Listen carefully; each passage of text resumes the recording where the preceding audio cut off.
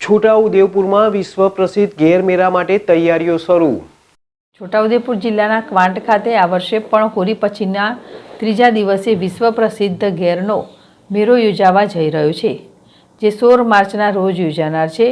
આ મેળામાં ગુજરાત અને અન્ય રાજ્યોના આદિવાસી ગામના લોકો પોતાની સંસ્કૃતિ સાથે ઢોલ પર ઘેર નૃત્ય કરવાના છે।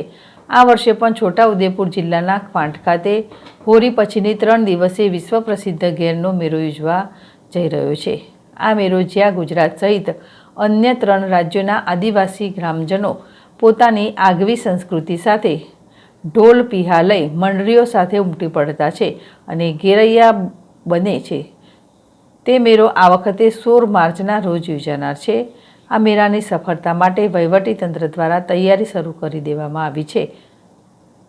કાનાવેચી માવલત અને ભવ્ય ઘેરના આયોજન માટે જિલ્લા કલેક્ટર ગાર્ગી જૈન અને જિલ્લા પોલીસ અધિક્ષક આઈજી શેખ સહિત વિવિધ અધિકારીઓ દ્વારા તૈયારીઓ કરવામાં આવી રહી છે।